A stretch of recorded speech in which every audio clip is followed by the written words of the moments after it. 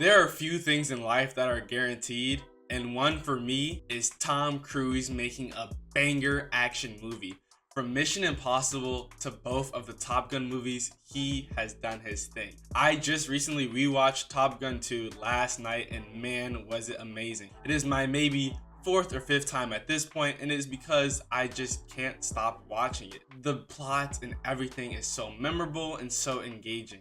It's immersive. I mean, I'm not a fighter, I'm a lover, no cliche, but watching that makes me want to get in the Navy, makes me want to get in one of those airships and shoot some people down. You know what I'm talking about? Like just the action scenes, the G-forces, you know, pulling up the dips, all of that. Top Gun 2 probably has one of the most iconic storylines ever. Starting off from the first movie where Tom Cruise's partner was accidentally killed during a flight, and yet in this movie he has to work with his son and deal with all of the bad mistakes he previously made.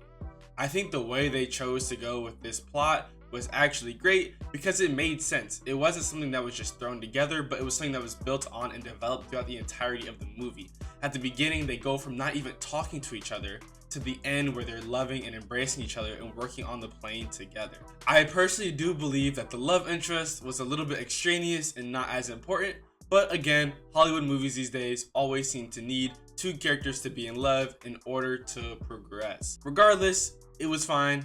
I liked it, and I think that the woman actor did a great job. She added to the plot by kind of giving Tom Cruise a way to think and reconcile his actions and what he done and what he can do better in the future. Personally, I am an action movie buff. If you can't tell, most of the movies that I have talked about or recommended on the channel refer to action movies. And that is because when it just gets down to it, it just excites me. The way that they just throw you in there and you see all this, it's clear they spare no expense, literally. And it's even funnier that I did hear, I think from my father, that in preparation for filming this movie, Tom Cruise made every single actor go through the necessary G-force training that actually happens for the real pilots going through that, which is pretty awesome and just shows how insane and the attention to detail that Tom Cruise has. And it pays off because he makes excellent movies, as I have said. Going into the characters, I personally believe that almost everyone was a hit. I'm not gonna lie, rewatching it and seeing Rooster, I forget the actor's name,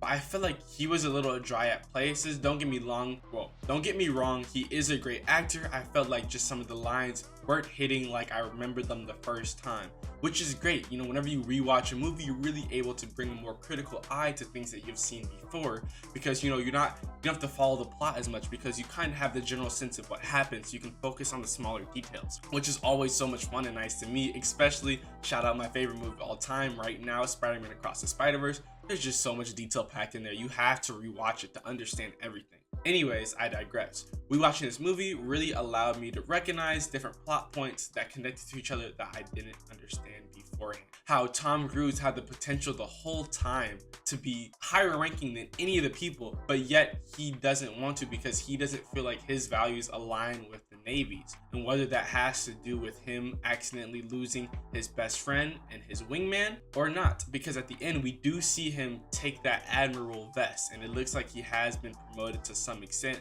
and I can only imagine that he does have his passion reignited for the Navy.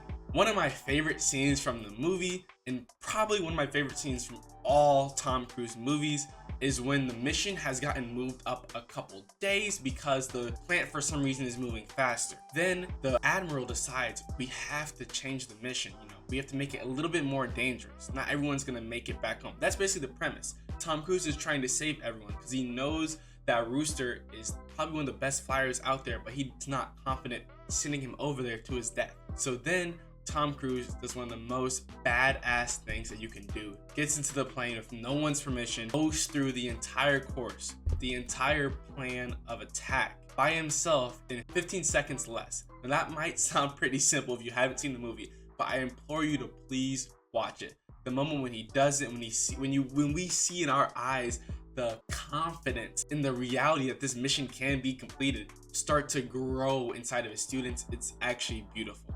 And then he goes on to be selected as mission leader rather than just the teacher. This movie is actually incredible, and again, I encourage you to watch it if you have not. The first Top Gun movie is pretty good. I think that it doesn't even compare it to the second one.